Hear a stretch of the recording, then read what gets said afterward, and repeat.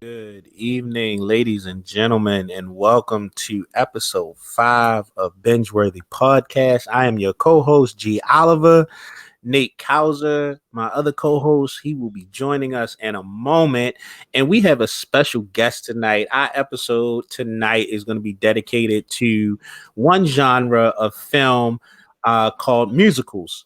And we have someone who is very, very well versed in musical theater as well as musicals in general, Miss Michelle Weeks. How you doing, Miss Weeks? Hey, I'm doing good. How are you? I'm doing great. I'm doing great. So tell us a little bit about yourself. What is your relationship to the musical? Well, I started out in theater. I'm a theater, what you call a theater brat. I grew up in theater. I did Godspell, Tap Dance Kid on Broadway. I did bus and truck tours, which I don't even know if they have those anymore. Um, I was in the movie, of course, Little Shop of Horrors, but I also did the stage play, but not in New York. We did it in Maryland. Um, and I've done other theater, presentations as well. So I mean, I'm just a big old musical theater brat. Amen. I hear that. So you said you were in the theatrical production of Little Shop of Horrors? I was in a theatrical And production. There a was several. theatrical production. Okay. Ours was in. I did it in Maryland, and Okay. it was for like what they call summer stock, Mm. and but that was after the movie, though. Gotcha. And you said you were Yeah, part of the bus and what tours? it's called a bus and truck. So, Bus and truck. like I said, I don't even know if they do bus and truck tours anymore. That was the tour of Beehive, by the way, and Mm. what we used to do with bus and truck tours is we would get on a bus. They called them bus and trucks, but it was, I guess, because the truck had all the, stage equipment, costuming, and all that stuff. And we would go from city to city doing the show in different theaters for different amounts of days. So they Mm. would call them bus and truck tours. So that's that sounds really interesting. How long is a bus and truck tour typically? Um, Ours was a few months. I never Wow. went on a bus and truck that was longer than that. But yeah, it was a few months. That's Um, awesome. yeah, and I mean, it can be fun and it cannot be fun. Yeah, I I mean, you're mean, on a bus. I get it because you know what I'm saying, like obviously with the bus and truck, I'm assuming y'all were paid, right? Oh yeah, Yeah. So, but at the same time, like having come up in the theater myself, like I understand like rehearsals and whatnot, and trying to do that on the road, like it's hard enough to do right, that when you're in one stationary location right, and you've got like a 6 to 8 week run, but then to be out for months at a time performing the same show, but still having to right. rehearse and make sure that you up on your lines and making sure that the synergy with Hmm. the cast and crew is still good, and then you're traveling in the mix of that. Like I can Right. definitely appreciate um I can definitely appreciate the dedication that takes. Yeah, I mean, we're dedicated. Absolutely. We love what we Absolutely. do. I mean, it's not what's funny to me is the world of entertainment in general, because I also sing, dance music, and the world of entertainment in general, a lot of people that are not in it look at it as glamorous, and it's not. Mm. It's not. That's a topic. I feel like we could get into that, but that's like a topic for a Mhm. whole. We could do a whole No, episode just yes, we based surely around could. what it really means to be involved in this art form, right? Like it's just like I remember in my early days, like not early days, but after I'd gotten accustomed to theater and really kind of found, a little bit of my niche and understanding that it was something that I definitely wanted to be a part of my life. Like just having Hmm. that conversation with friends and family, like, look, yo, this ain't about fame or fortune. You know what I Right, mean? And then like this idea that all I got to do is memorize some lines and then just show up and regurgitate them. Um, right. it is so much deeper than that, right? And then the Exactly. It's higher not up that. you go, the more prestigious of the production. Like the more work, the more time, the more dedication really goes into it. Um, Right. and quite frankly, the payoff is not, it's really kind of small, right? Like everybody who knows anything, like they think they you say actor, all they thinking about is Denzel or Tom Cruise or people who making like Right, 16 to right. 20 million dollars a picture. And I'm like, Hmm. yo, like that is like what, 3% of the entire population of like working Population. actors in Yep. the United States. And the majority of us have families and And like second we're jobs. regular second jobs. Exactly, second jobs. You know what I mean? Like, they be thinking when you got an actor who like mid-level or not quite super famous, but then they also on a talk show and then they got a podcast, like they just doing that for fun. Like, no, they got 3 streams of Right, income just like you. right. Yep, So exactly. we've That's got a the truth. great show tonight. We're going to be talking about the musical, and again, this is the Binge-worthy podcast. We are our podcast is really, we're going to review and highlight the historical, social, and cultural connections to film and TV. And tonight we're going to be talking about the musical, and we got quite a lineup. And I think it covers quite a few ranges. So we have Pollyanna. We're going to talk about Hamilton. We're going to talk about Carmen Jones. We're going to talk about IdleWild, Jingle Jangle, the Rocky Horror Picture Show, and we're going to start with one of my favorites. I think this might have been one of the first musicals that I remember as a kid, and that is Little Shop of Horrors. Nate, Hey, I see hey. you have joined us. What's up, man?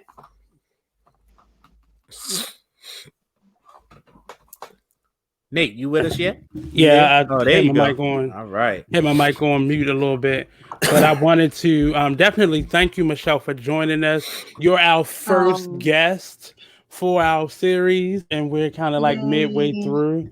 So this was a no-brainer to do musicals and welcome our first guest on. And I instantly said, let me reach out to this young lady because it's one of the first musicals that I ever saw in a theater. It was the first musical I ever saw in the theater. And I really loved it. And knowing you from the movie, it was just, let's call up Michelle. So in terms of Little Shop of Horrors, talk us through just that process. I know it was an audition process. It was being selected, and then you all went overseas to actually shoot the film. So, can you tell Yes, us we about did. the kind of the timeline up into finishing the movie? Well, initially there was I don't even remember how many thousands of girls that auditioned from different states for the movie. Uh huh. Um, but it ended up being, the final calls were in New York. I'm from New York, of course. And it was about, we got down to the last five of us, Wow. and we had to lip sync to the Pointer Sisters. I'm so excited. And that's how we were picked. That the last five girls, we lip synced. I'm so excited. And we lip synced and we had to perform. And me, at the time I was on Broadway doing the Tap Dance Kid. So Mm. I really didn't think I was gonna get the part, honestly. Um being and I mean, in the world that we're in, there aren't that many girls that look like me, dark skinned girls getting parts back then. It was a little Hmm. different. So I was like, oh, it's fun. It was great to get to be around people and to audition for a movie, blah, blah, blah, blah. And I was backstage getting ready to go on to do Tap Dance Kid. And Mm. um I got a phone call, and my one of the managers was like, "You got the part," and I was like, "Excuse me, what? I got what?" And they were like, "You got the part." I was like, "Oh my god!" So then after that, we all, we were all told. But this is the funny part. The three of us who got the part, we knew each other. Oh wow! I went to school with Tashina Arnold, and Tisha Campbell and I were in shows together before. So wait a minute, Michelle, you were the third lady in the beginning. Yes. When y'all are dancing through the street and singing with the green dresses on, that was you. Wow. Yes. Wow. Yes.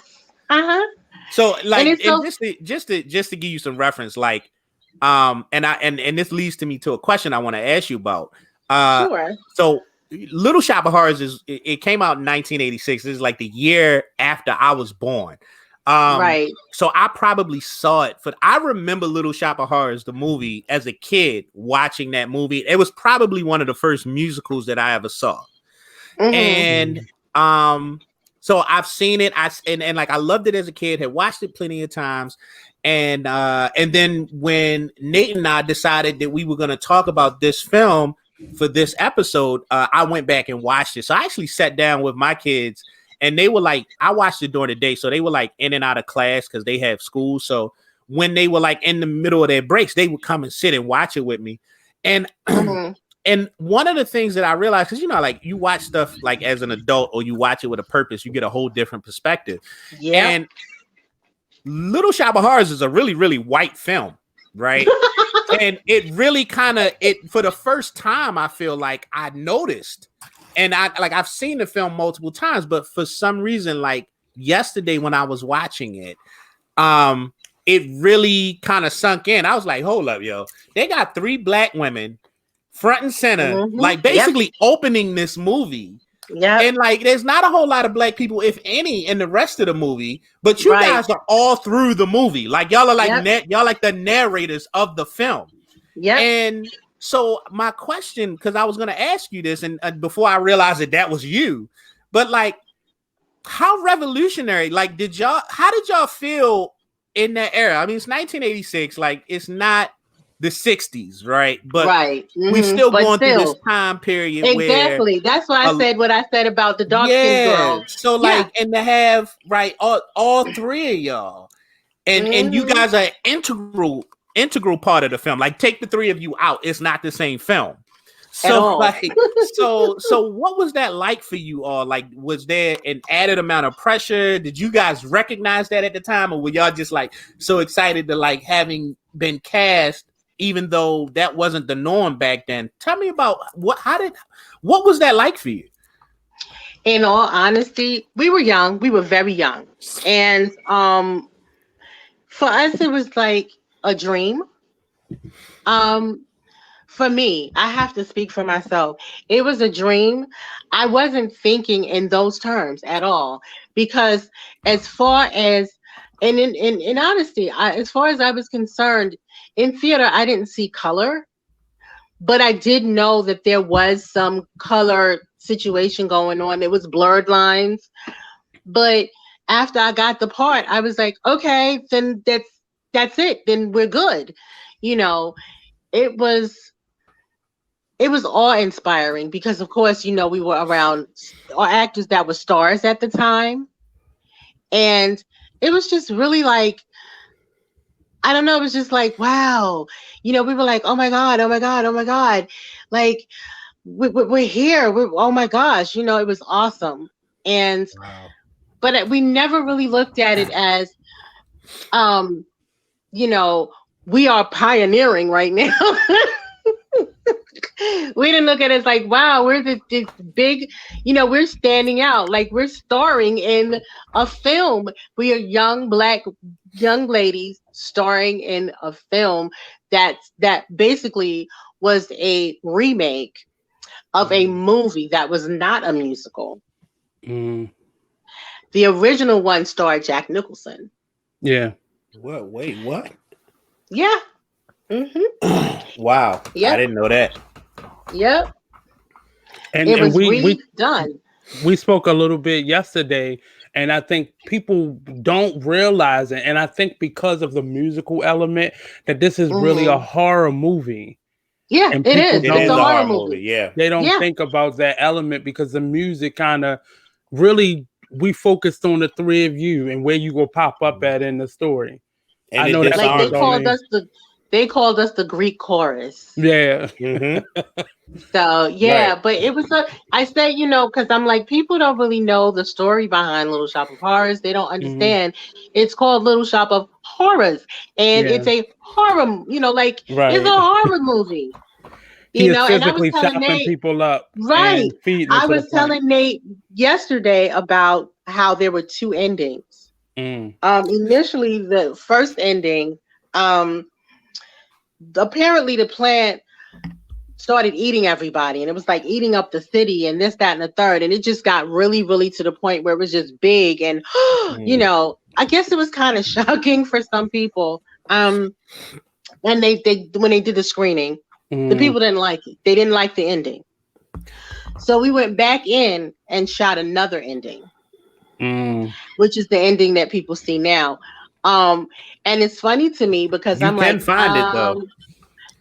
I'm like, I don't know. I wouldn't even know if you could find the first ending. Well, no, But I was so I was reading on all of this stuff, and mhm. it actually Warner Brothers or Warner Home Video, they restored it in 2012. Oh, So okay. you can, I don't know if it's like in the I believe it's well, called the first director's cut. the director's Okay. cut, yeah, and it Okay. has the original 23-minute ending that was originally shot. Yeah. Right. And I'm like, what's funny to me because people were taken aback by it. And I'm sitting there, I'm like, it's a musical, but it's a horror movie. So it's Mm. supposed to end horrible. But Mm-hmm. they just didn't want, I guess, because, they wanted a happy ending, so to speak.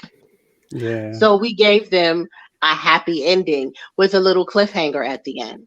Well, that's the kind of the curse of the musical. People expect musicals to always end on a High notes. on a more high note. And as some of the Hmm. ones that we picked today, it went to go against that is kind of Yes.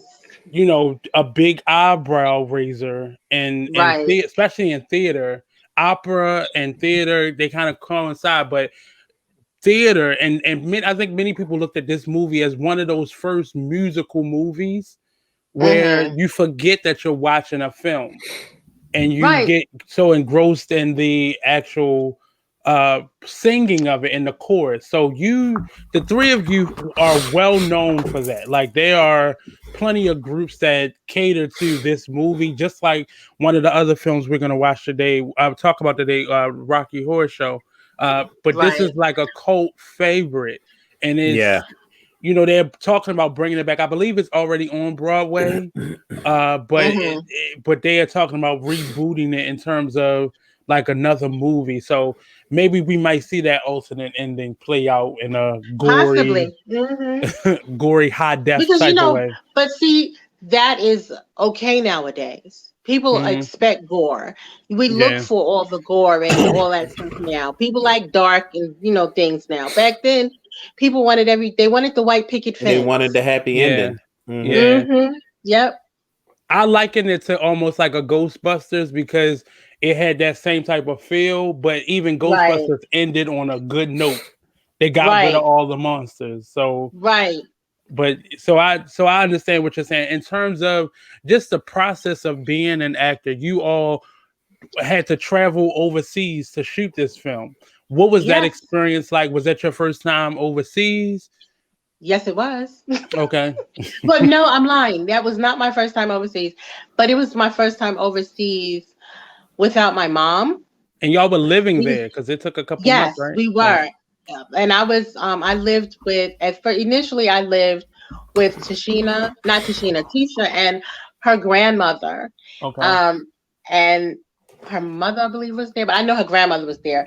I lived with them for a while. And then I moved in and had a roommate. And I got my place when I got a little bit older. But Okay. because we were filming for almost a good year. Mm. Wow. When we initially got there, we had to rehearse just like a theatrical production on stage. We had to rehearse for the film. We had to do choreography. We had to do music. We went into the studio to record. We did all of that. And we ended up having some problems because we didn't have our work permits in order to be there working. So we had to leave the country and come back in with the proper paperwork and then start back up, which was kind of funny, because we didn't come back here. We stayed in Europe, but we left England and then came back into England. And it was such an awesome experience. As I think back on it, it was fun. It was a learning experience. It was just everything, for young girls to just, I can't imagine that feeling again, because like I said, we were young. We were teenagers. And that was something big for 3 young Black teenagers. Absolutely. So in terms of the overall experience, would you continue to do movies, or do you like the stage better? I don't know.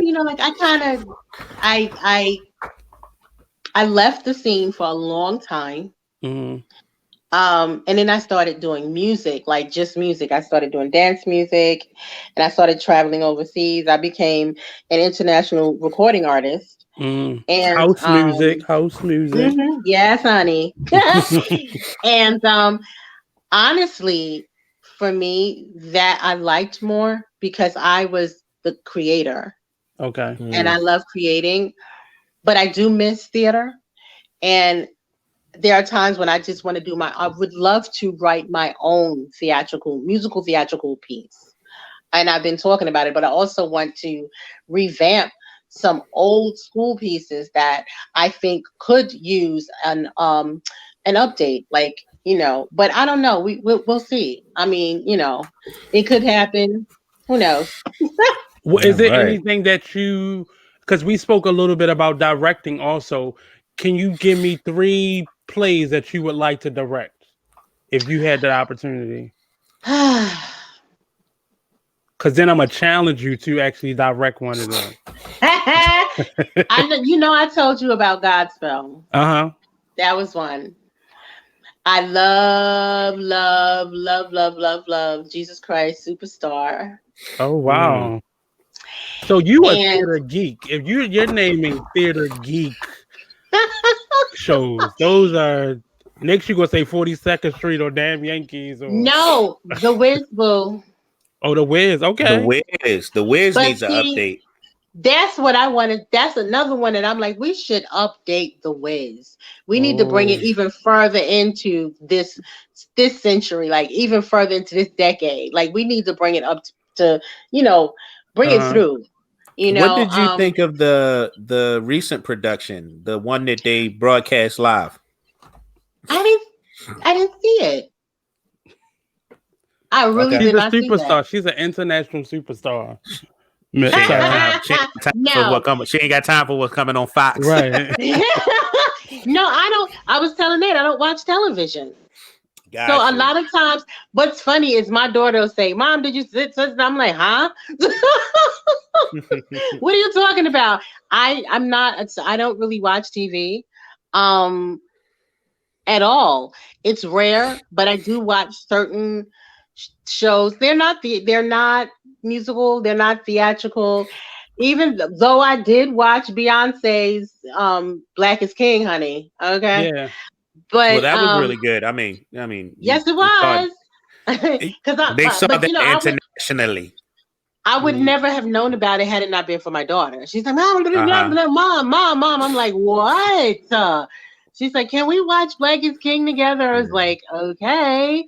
Yeah. So That's how I got to see that. But I'm really like, I tell people I live under a rock. I I just hear you. Do you see I'm yourself doing a Black is King esque performance? Because we yes. have people like Beyonce and I forgot the other gentleman name.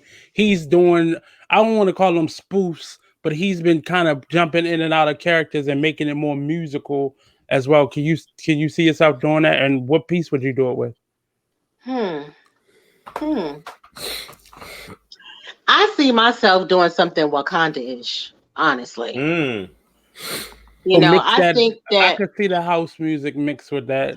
I could definitely see that whole or that dance production in the Wiz. Oh, Mm. okay. Okay? That Yeah, Okay. I right could there is definitely get on board with everything. I could definitely get on board with like a modern day Wiz. Yes. I think it would work. I think a modern day Wiz would Hmm. definitely work. It would. It really would. That's So one Michelle, let that me I ask think. you. Hmm. Oh, I'm sorry. Go ahead. I didn't mean to cut I you was off. gonna say I think that's just I think the Wiz is one thing that can just evolve with time. Mm-hmm. Mm-hmm. Mm-hmm. I think Mm-hmm. it's Hmm. because you can't do that with everything. There are some productions that need to be left alone. As we Leave were them alone. talking before. Yes, Yep. honey, leave them Yep. alone. You can't do that over. Yeah. But there are some things that evolve with time. It can Right. evolve. That's why I was saying like Jesus Christ Superstar and Godspell. Those things can evolve Yeah. with time because they're so urban. Mm. Yeah.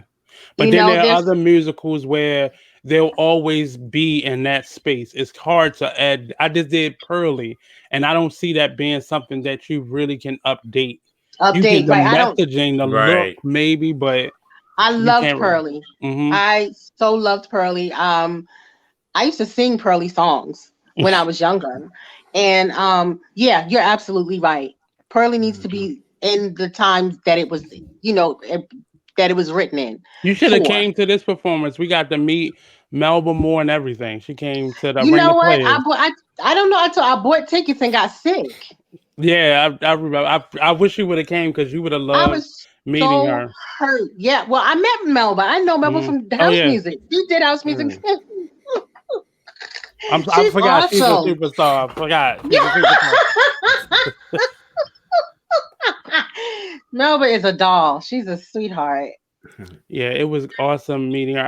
I love musicals, and it's something that I grew into loving because going to white schools, they do mostly musicals, but it was Hmm. musicals that didn't really speak to me, and it wasn't until I got to college and majored in theater that I was introduced really to a lot of black musicals, and we would take Hmm. Mm. every semester we would take a trip to Broadway, so I really got to see a lot of black theater and black Uh-huh. musicals, and one of my favorites, The Color Purple, turned into a musical, so I was in heaven. But but as we have to say goodbye to Miss Michelle, but I want to make sure we know where we can find you at on social media, where we can buy your music at, where we can bounce with you, because she's one part of the Steam Doll The Steam Dolls, yes, I am. The We steam have with the taken a doll. other hiatus. Michelle. Yes, Okay. Miss Shellers. We took a hiatus because Miss Shellers went to back to school Yes, to she get got her her degree. doctorate. Yes, she got her degree. She's doing studio stuff now, honey. She's Hmm. engineering, honey. But and Okay. I Mm. was like, it's in the music industry, women producers and women engineers and stuff are not lauded as much as men. It's harder Right. for them to, get to where they are, the men are, but I'm so proud of her, like really, really proud of her for that. Especially in And that house music world, it's heavily dominated yeah, by by male men. producers. Yes. Right. Yes. Mm. My daughter is she produces as well. She produces her own music. She Okay. writes, she DJs, she does all of it. And That's when I great. see that in women, I'm super proud because they used to say, "You want a DJ?" I was like, "No, I'm good."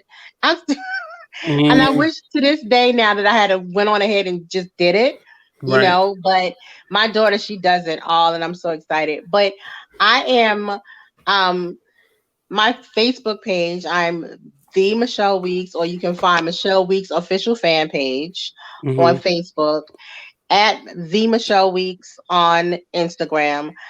I'm not, I mean, I have a Twitter handle. I don't remember it because I'm never on Twitter. Right. I always um, say I talk too much for Twitter. Honey, see, I haven't been on social media in so long. I get on Instagram more than anything, Mhm. but I'm rarely on Instagram because I have a catering business that I deal with, and that takes up a lot of my time. And I take care of, I caregive for some family members, and so I'm really, Mhm. really busy. Plus my music. I'm like, I don't have time for social media, y'all. Hi, okay, bye. Where Like, can we find your music?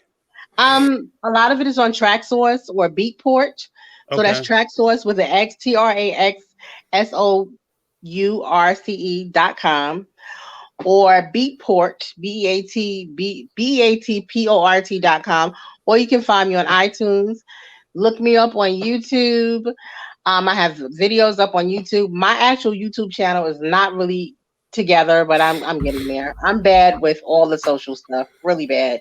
So Just I'm gonna have to. We gonna have to reach out. I'm gonna have to So give you a what's the little what's the assistance. name of your group again? the Steam Dolls. The The same dolls. Steam Dolls. Okay. Mm-hmm. Yep.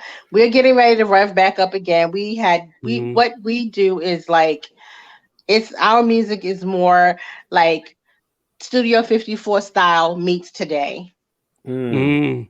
So we love Yeah. that old school sound, but we want to bring it into the present, and that's what we do. So I really appreciate you, Michelle. Thank Get you. some rest. Thank We're you. gonna meet up eventually in the midst of all this craziness. And when you Yes. ready, you and the other Michelle, when y'all ready, we can definitely bring you on and promote, and Yes, all that yes, yes. jazz. Oh, by the way, I have a song out now called Free to Be Me. Okay. And like I said, you can find it on TrackSource, Beatport. I believe it's on iTunes. It's on Divine Sounds from Okay. England. And that's my anthem. It's about being yourself and being free to be who you are. Now the thing, the get your gotcha is this is my second time interviewing you. So the Mm-hmm. third time I'm gonna have to hear some song. I'm Okay. just we can do a little remote session, a little Yes. intimate and broadcast it. But I need to hear music. This is the Sure. second time, and I normally get you the first time, but this is the Okay. second time, and I'm a relax a little bit. But the I third got you. You time, don't want to hear me now because I sound like a frog right all now, right, but that's why I. I said I'm not gonna get you. I'm not gonna get you. But the third time, you got it. You got All right, it. sugar. So thank Thank you you so guys much. Thank you so so much much, for Michelle. having me. Anytime, Take care. anytime, All anytime. You right. too. So All that was right. Miss Michelle Weeks. I really, and she's a local here in Baltimore, one of our local artists, and that's very much so international. So don't ever let somebody tell you gotta go somewhere else because you can be an international star from any address. And Michelle is definitely a example of that. But now let's get to business. Let's crank this out. We got some more shows to talk about, and we'll have some more guests as we go along too. But we wanted to introduce you to musical theater by someone who is musical theater and film and TV as well. But so what's first on our list? Second, All rather, right. on our list. Yeah. So we talk Little Shop of Horrors. Excuse me. Um, let's talk about IdleWild. Okay. Um, I think IdleWild was ridiculously interesting from the perspective that it catered to an audience that I don't even realize. I don't even know if people realize they was watching a musical, Well, like we an talking about actual. we're talking about Carmen in a few minutes and Uh, Chicago actually, but Idlewild did what Carmen, the Beyonce version of Carmen, could wanted to not do. do. Mm-hmm. It just didn't. It When you try to be too musical because you can sing, it takes away from it. And they were singing and rapping, but we're not gonna talk about that catastrophe. We might bring it up in a blooper reel next season or something, but not now. But Idlewild, I actually just watched it again today, Uh-huh. and it it's one of those things that it was done over 10 years ago, but Yeah, it's been done in a way where it aged well, in my opinion, I and the thought it aged well as storyline. well. I did too. I'm still leery about musical artists acting, but the two of Mhm. them did a really good job. Well, that's what I think really made like if there was a reason why IdleWild worked, it was Mhm. because they brought in these two musical talents that and they had some acting ability. You know, Yeah. whether it was natural or they just hit the tutors and hit the what do you call them, the not tutors but acting coaches really hard. Yeah. Well, I um think the two of them were but playing their true self, and uh-huh in a kind of a actorial debut-ish way. yeah Like I think and they I were playing their. You can tell their personality was in their characters. right, no, I can definitely agree with that, but I still think it takes some intention when you're doing it in front of a camera. um and then we've seen what Andre 3000 particularly has done, since. And I feel like he's taken on some really solid acting roles that could have Right. gone to, you know what I mean, that really, kind of distinguishes him from the rest of his his musician Mhm. peers as an actor. And then, Big Boy as well, not to that level in my opinion, but both of But them had a even lot of screen charisma right. that wasn't just, hey, I'm famous, so watch me on the screen. Right. There was But something this is there. what we've seen this from them throughout their musical career, because all of their musical videos That's true. was That is true. Idlewild. They That is very always true. so I think they just said, you know what, let's elongate a music video, and Uh-huh. oh, this is a movie. Okay, let's put this Yeah, out, let's put this out. Right. Yeah. because they And always I have think they had other some people in it. Go ahead. right. And they had right, because they had real actors, like real bona fide actors in it and supporting roles kind of backing them up, that I think brought some gravitas and some weight to the Hmm. film. But it was just one of those things, and then because of their cultural relevance at the time, people watched it with no hesitation. Hmm. And to the point that even though like they just kind of looked at it as a movie with some music in it, not Hmm. realizing that this is all it is. This is all it takes to be a musical right here, right? If the Um, acting outside of the two of them was a little, iffy, but they did bring out a number of stars. We had mhm. the Macy Gray in it. We had Terrence Howard. I'm trying to think of the other dude. The names are escaping my mind right now, but they brought out some really good kind of circle performers Mhm. that made you kind of think this was made, like, I believe in like the early 2000s, like the early Yeah, 2000s, but they really made it feel like a timepiece, and it was really yeah. good. I really I really enjoyed it. enjoyed it. I mean, I enjoyed it the first time around, and I think it's a movie that is still enjoyable. Like now, like it Right. definitely held up. Yeah. Um, It was yeah, an easy watch. I had already watched it, but I watched it again today just to fill up some space and time. But it it's an easy watch. I hmm don't like stuff dealing with death, so that was weird for me. hmm Um, but it definitely um it definitely was an easy watch, and yeah. I could watch that a couple times over. Um, Next film on our list is let's go ahead. Let's talk a little. I'm sorry, Rocky Horror Picture Show. Okay. Um, Rocky Horror Picture Show is like in a class all its own. This is one of the most, I think, next to like Little Shop of Horrors. I feel like this one is one that's been, it definitely has its major cult following, right? And Yeah. it's been redone and redone in different avenues and venues, Mm-hmm. with different spins on it, for forever. like pretty much since it's been out. Yeah, and we're here in Baltimore, so every year around Halloween they would do a marathon where it would just play over and over and over again of the Rocky Horror Picture Show at the Towson Theater. Mm-hmm. And it really, you would see people dressing up, you would see the same people coming out, you would see people go into the theater, turn right back around, and go right back into the theater. And I hadn't ever seen that level of like Comic-Con before in movies. I hadn't seen that level of like love.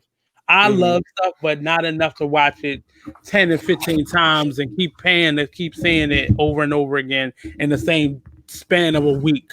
Uh-huh. And normally it was like a weekend, and they would just play it over and over again. But I loved Rocky Horror Show because it was something different, and even if it was things in it that made you uncomfortable, you watched it because it was just what's going to happen next. Like it was just, and I like rock music a little bit, so it was, you got to see Meatloaf and a number of like stars that are stars now at their Mm-hmm. like their childhood phase of acting. But I, Mm-hmm. it was one of those pieces that you love to watch. It was a Halloween movie for me. You watch it It every was. Halloween. It's a lot of camp.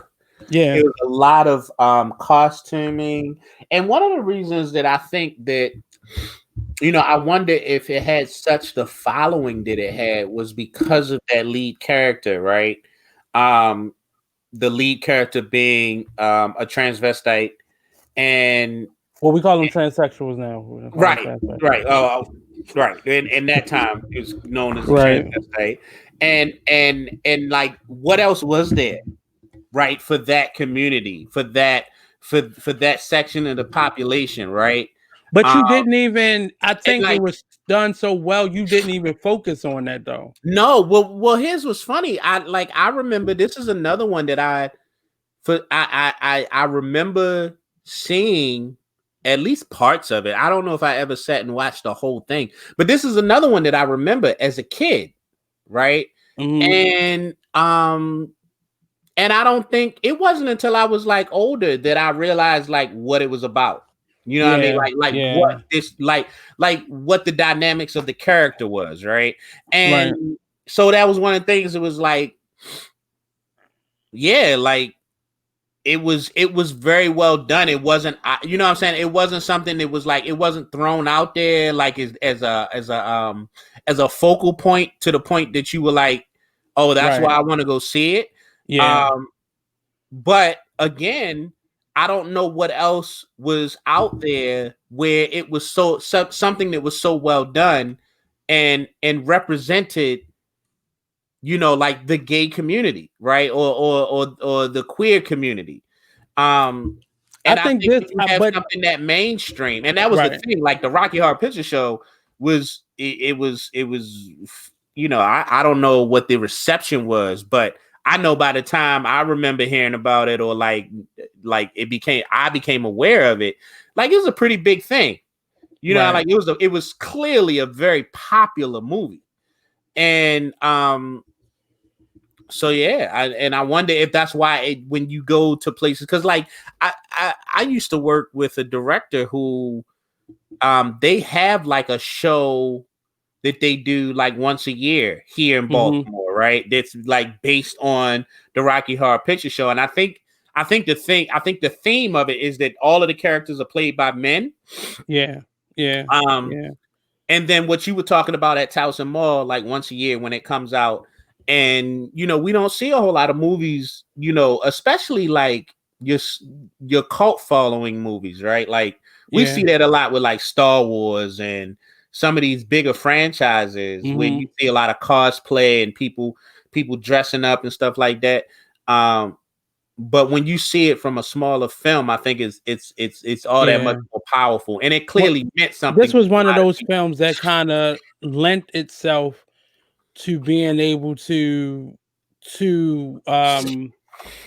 be in a cult, because there wasn't the big conventions coming around, but now you see them, and films like this are a part of it. But this film had a underlining message that was just be you. You know, you don't have to be who you think you're supposed to be. Be you. Mhm. And I think that resonated with people, so it allowed people to be themselves genuinely.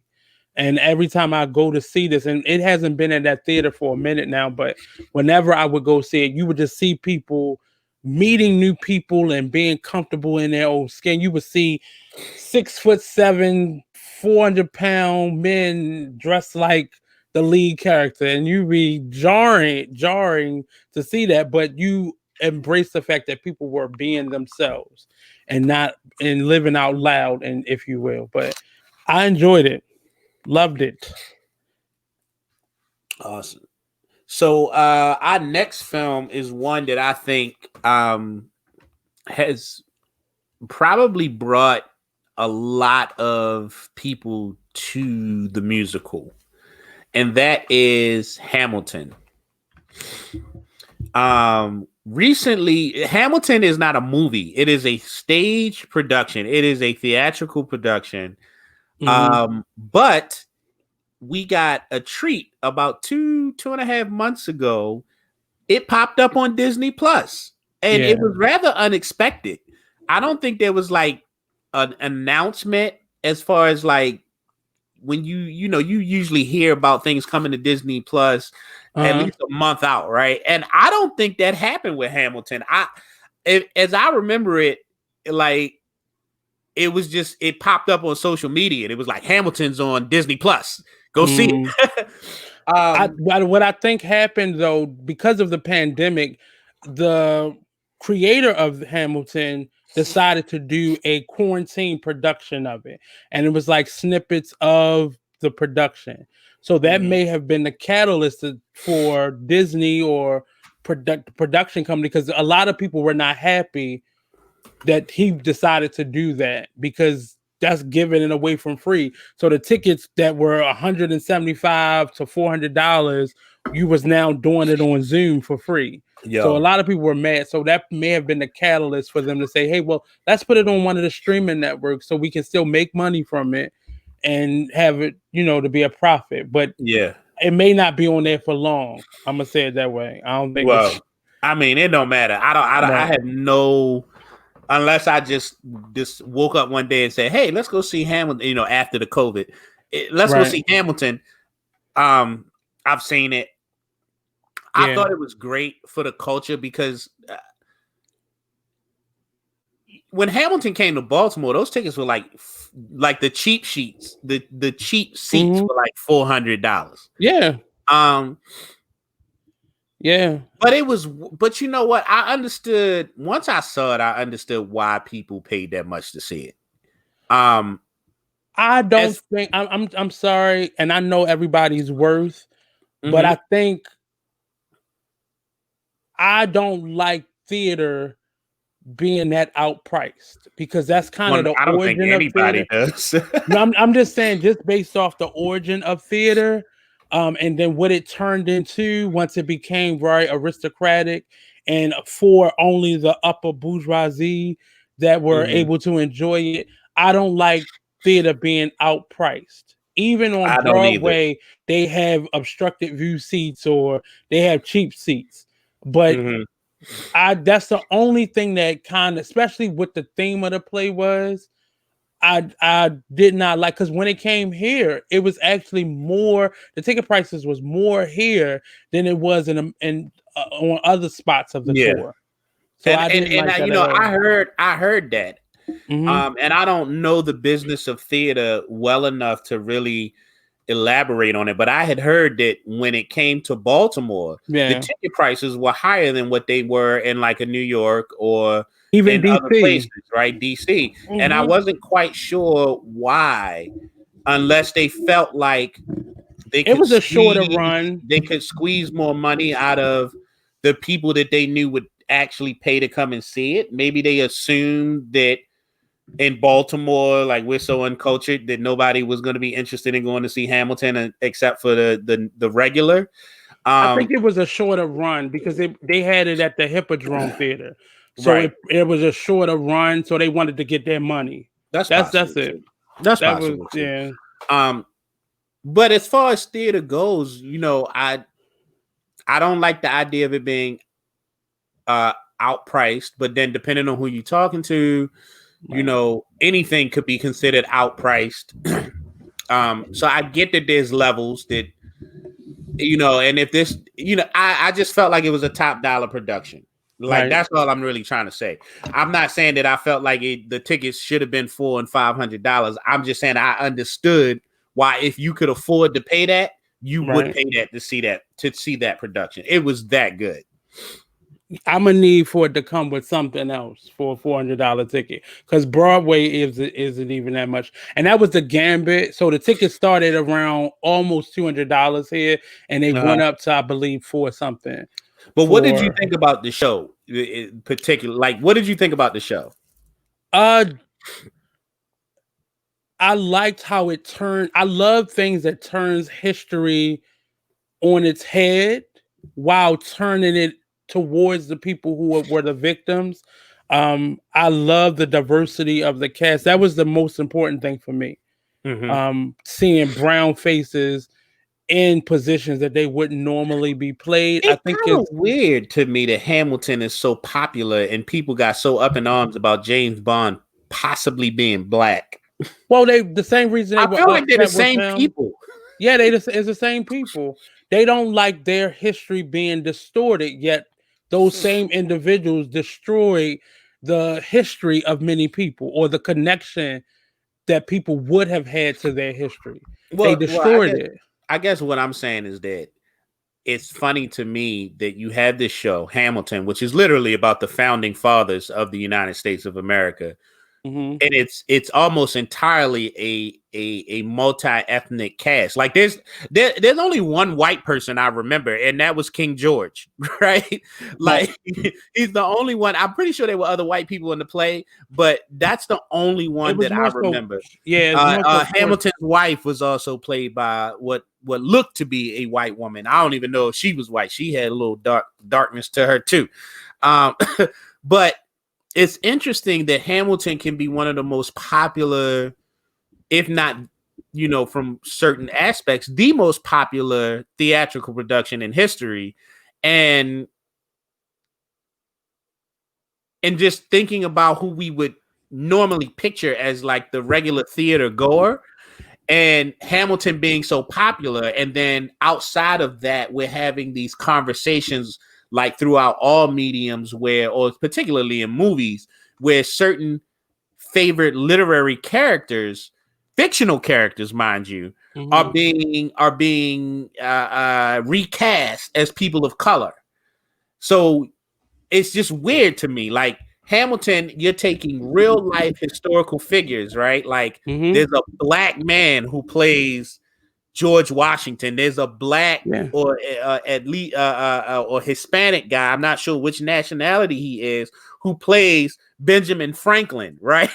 And that becomes like one of the most popular theatrical productions in recent memory. And then at the same time, we're having conversations, or like all of this like vile rhetoric over Ariel from The Little Mermaid being recast as a black girl, right? Like, something just don't mix, and it's so weird to me.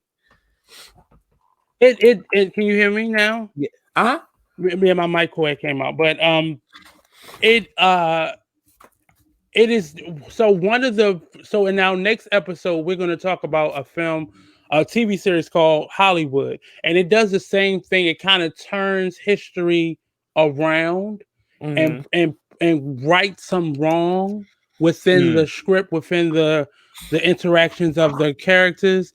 And I think Hamilton did that, and it made people upset because this movie came out after Obama was president. So people are still in a space of, how dare you, this type of person would never be the leader. How can you make this person black? Or, the idea of our founding fathers sleeping with their slaves, or even having slaves for that matter. And the idea that there's a whole history and legacy and family members that were birthed out of that. you know, that are of color, people of color, Indian, Hispanic, Mexican, Africans, like all birthed out of that. But people will never want us to be included in history ever. Hmm. So I think Hamilton upset people who like the status quo, the people who want to erase history and rewrite history. So they are always the victors. You know, the victors are always the The writer, heroes right? and the story, and that's historically how it always is. But you know, Hamilton rewrote a lot of those things. It Hmm. should have been a black person, you know, and allegedly there was a black president before, but we don't hear about that history. That's something that is underground knowledge, not something Talking that about is in the Lincoln. history book. No, not Lincoln. Because I've heard two stories. I've heard the Lincoln was, like was mulatto Right. uh story, but then I also heard another story about another individual Yeah, who. he was the first official president Mhm. before George Washington. Right. And John Hanson was his name. Okay. Uh, and he was allegedly the first. It's in history, but it's something that you have to find. Yeah. But you know, and that goes to show all of us were not slaves when were brought over here Mhm. either. So that goes with that narrative. But it's so many different entrails to this our history and the history of this country. You almost don't know what to believe, and I think that was done by design as well. But Mhm. Hamilton, you know, end all be all, it was a great production, and it's going to lead to a lot more of this intermingling of race and gender and culture being represented Yeah. represented in historical pieces, and I love it. Absolutely. I love it too. If you haven't seen it yet, you can catch Hamilton right now. It is streaming on Disney Plus. You can catch Little Shop of Horrors, which is streaming on HBO currently. The Rocky Horror Picture Show and Idlewild, I believe, are both available on Amazon. Yes, And that brings us and on to HBO Max. Idlewild is on HBO Max as well. on HBO Max as well. Yep. Well, that's Mhm. what I meant. I'm sorry. Now HBO is pretty much in my mind just HBO Max now, but yes, HBO Max. I think it's Mhm. also streaming on HBO. Like if you don't have HBO Max, but definitely on HBO Max.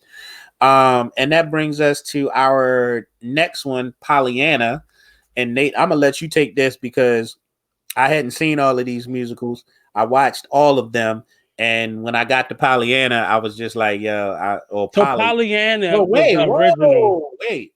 Oh, so I was about. Oh, I'm glad I didn't watch that then, because I wrote Polly, and then I assumed when I was looking at my notes, I came across Pollyanna and just assumed that I put Polly as a abbreviation or like Abbreviation, a yeah. short version. So I'm actually glad now that I didn't watch it because I did not know. Okay, so we talking about the black version, Polly. Yeah, Okay, yeah, tell us yeah. about Polly. So first of all, Polly is it was made in the late 80s. And as you see, two of the main characters in the movie is Felicia Rashad See that? um, and Keisha Knight Pulliam. Keisha Knight Pulling. Oh, okay. So you see these, so that was kind of at the early phases. You see how young Keisha was in this. It's kind of Yeah, like the early phases of the Cosby Show. So these two got to do this movie together and remake this classic film that was originally called Pollyanna by Eleanor H. Porter. It was featuring an all African American cast, with the exception of Miss Celeste Holmes, who remained a Caucasian woman. It was directed, and choreographed by Felicia Rashad's sister, Debbie Allen, and starred, as I said, Keisha Knight Pulliam and Felicia Rashad, and also featured a final performance by actress Butterfly McQueen, who was a famous dancer. Polly was originally broadcast on NBC on November 12th, 1989. So this was actually a TV movie in its time. And I remember watching this, and I was a big fan of the Cosby Show at the time. And to watch these two appear as, aunt and niece in this film, because Polly is the Keisha Knight Pulliam character. Felicia Rashad plays the rich aunt who who got some issues, got some things going. She got some stuff with her, right? Right. So it's the story never changed from the original to this one. And Keisha Knight Pulliam's character, Polly, gets sent to live with her aunt, Felicia, who's played by Felicia Rashad, after both her parents are killed in a car accident. And it's this whole thing of this young lady turning this little town around and kind of turning her aunt around at the same time. It's an awesome story. I just these are movies that you can watch with your children, and you still get enjoyment out of it. Mm-hmm. And I suggest that people begin to really dig deep in that, and that's what we're doing right here on the show, kind of digging deep into the crates and pulling out stuff that we wouldn't have thought about watching. Right. And because our children need to start seeing films like that again. And I'm all for balance. We can see what's new now, but definitely seeing where we came from in terms of entertainment and no, you can't go wrong except for Fall of Grace with Felicia Rashad. You just can't. You can't go wrong with her. But you know what, yo? Like, the funny thing is that the kids, they love this stuff. Yeah. They But we loved it. We loved this type it, of right?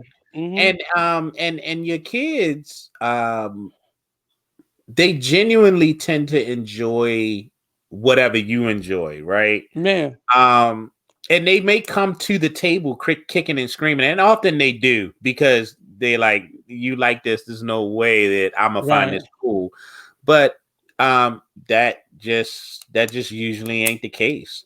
And all of these are musical films. Mm-hmm. So Right. that's the theme is still going through. So this is definitely still a music, and you will walk away singing some of the songs. I love this movie. Yeah. As I said, Felicia Rashad can do no wrong except for Fall of Grace. That's it. Yeah. But yeah, definitely. The funny thing is, I did not know that this was one of the. I was looking at Pollyanna because when I searched it, this doesn't come up.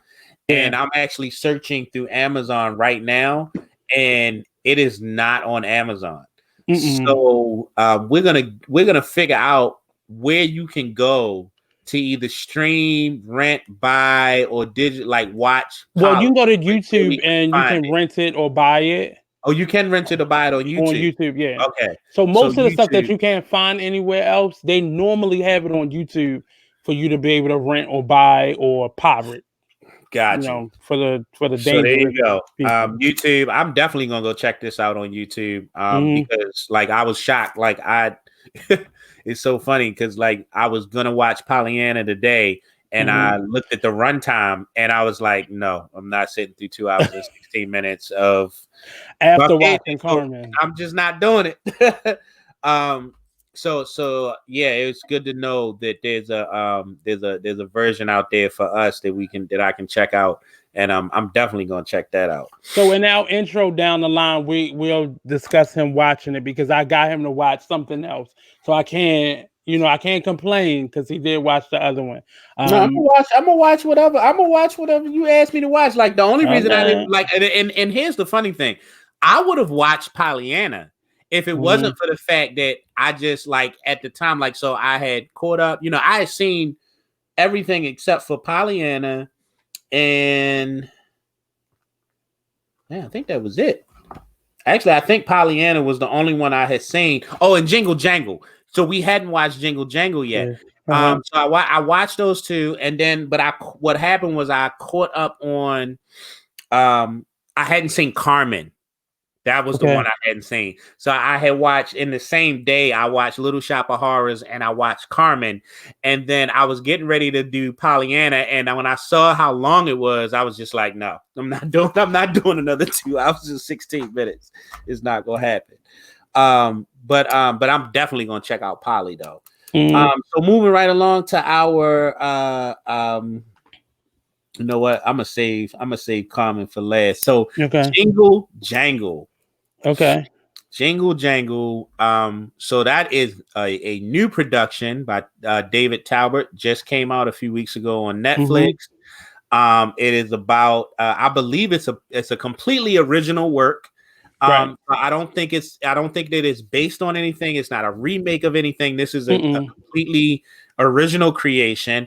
It is about a toy inventor who at the precipice of like what is about to be his career has his inventions. He's an inventor who specializes in children's toys, has his invention stolen from him, and it Well, kind of he has his feels book of inventions his stolen. book of inventions, right? Mm-hmm. And his major invention stolen from him, which really cascades into a what can only be described as a depression. He kind of like just goes downhill from there. Mm-hmm. And the So movie you is watched it really, so far? yeah, Okay. Okay. Okay. yeah. I So thought I thought you had just because I wasn't gonna ruin it for you, but oh no, yeah. I saw this. So the movie is really about him reconnecting through his granddaughter, reconnecting to Mm-hmm. his genius, and Right. you know, there's it's really the story about the granddaughter, but then through her, he is re-inspired, and it's just, and then it's a musical, and it's a period piece, and it's Yeah. colorful as hell, and like It's you know, getting me and the rave family reviews. it's getting Um, rave reviews. Me the and the cost. family sat down and watched Yeah. it Saturday, and like they loved it. We loved it. Like all of the music is original. It's just, and it's really just a celebration of us. Like this is like our musical. This is our generation's like Well, musical so far. it is timeless. Um, It really is. I understand why producers and directors and writers still include other cultures within their piece because it makes it relatable for everybody. And I don't want to be the person like I only want black people in a movie and that's Mhm. it. But I wanted to say that, but I did not. I reserved that right to say that, even though I just said it out loud. Yeah. But this movie has gotten rave reviews, specifically for the costuming. And our pieces normally The hair. never really has the budget to be all that it should be. And Mhm. every now and again, something comes out of the woodworks that's produced and written by non-blacks and gets a budget that's out of this world. But this time, David E. Talbot and his wife, because he credits him and his wife for wanting to write stories that their children can relate to. As we have plenty of movies that come out, but it's always we're having to stretch our belief system and put ourselves in those characters. Mhm. But this is something that looks like us, feels like us, sounds like us. My only complaint is that John Legend did the music for this, but the music was just a little off to me. I understand what they was going for, but Mhm. the music felt more up to date It as was. a No, musical, and it definitely in a was. period. And I Mhm. wish it would have stayed. I wish the music could have stayed in the place that the film was, even Mhm. though the costumes went beyond. So now people have a new phrase. I'm definitely an African Victorian dresser because that's the phase that we were in the present moment. But I love how we adapt to what it Mhm. is, and I hope uh, the powers that be see that we have so many different facets to ourselves, so many different sides and talents, and they continue to open the door for us. And I Mhm. know we keep talking about let's do it ourselves, but we don't have some of the resource in terms of legacy that We don't. a lot of these production companies That's have. true. But you know what? But I think that with a lot of what's been happening lately, you know, I think that one of the things that I've always kind of like not been okay with is that when you know when we started seeing a lot of these uprisings recently over the last few months, and companies as a whole starting to come out and say, you know what, we've been a part of this. um and rightfully so. There's been a lot of criticism around that, and I think that Right. people are right to criticize, or at the very least look at that with some suspicion. But if there's one company that I think is really matching through their actions, their declaration to kind of like improving a lot of is Netflix. And I know you're gonna come back. Let me look. I already know what you're gonna come back with. I'm gonna save it. I'm gonna save it. I'm gonna say this. I'm gonna say this. We got Jingle Jangle. I'm gonna say that. I don't know if you heard, but they just recently pulled the Chappelle Show off of Netflix at the request of Dave Chappelle. But should they have did it in? All I'm gonna say is, and we can save that. We can table that conversation and have like a wrap up at the end of the season, because that's important. It's very important that we have conversations about that, because there are tons of other shows on that station where actors are not getting paid, but because Dave Chappelle has brought in a lot of money for them, that's why they are favoring him. So I don't buy that whole thing of we're trying to right or wrong, because apparently you committed the wrong. Apparently Dave Chappelle's not getting paid anything from what I've read and heard. Most of the stuff on there, people not getting paid. Nah, yo. Like, it's a difference between not getting paid for something that you 100% created and being and feeling like you're underpaid. Well, right? I'm speaking more on a comedy though. A lot of the comedy, lot of them, but they get paid a fee up front. They feel like they're underpaid. That's what I'm saying. That's the only distinction that I'm making. Feeling like you are underpaid versus not being paid is two different things. But still, you know, and I'm a rally for Monique again. This is what her point was. They offered her $500,000 to produce, pay everybody, and then pay herself, and then she still could not work doing that same material for almost 2 years. That's not right. It's still the same concept. Right. It's still the same concept. And no, I don't think it's the same concept.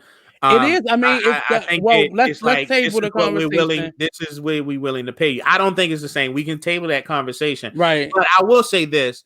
I would like to see them come to a amicable resolution with Monique. Definitely. Well, we about to find that out in court. No, that wouldn't be an amicable resolution. That would be a resolution. I said no, amicable. She's in court with them, and I feel like it's gonna go our way. But that's not amicable. That's me having to go to court forced. And get a judge to, like, that's forced, right? I didn't want to use that word, but that's forced. Right. But we can definitely come back to that conversation, because I know we don't have. But Jingle Jangle is currently streaming on Netflix. If you have not seen it, if you have children, I definitely encourage you to see it. Either way. But it's definitely something. And if you are a Christmas lover, like, watch it. It's a great Christmas movie. Also, and I don't want to take no shots at my man Tyler Perry. I don't want to take no shots, but I hope he saw it so that he understands that, you know, there's several different things that you can do without putting them in wigs. Yeah, and maybe some of those characters had wigs on, but they were well done. Like, that's all I'm saying. All of them had wigs on, but that's all I will say. Felicia Rashad had on locks. She had locks. If you look closer, look at her. She had locks. So my thing is, like, that is how it should be done. That is how. So we're gonna table that. That's another table that discussion. So the next one. So the last one, our last one on the list is the phenomenal. Oh my God, this movie. We still have two more. Wait, what? Before Carmen, The Wiz and Chicago. I ain't even had them. Damn, like you adding new ones without me? No, these are. All right, so let's talk about Chicago. You go ahead and tell me about Chicago, because this wasn't on my list. I had nine pieces. That is 9. My notes.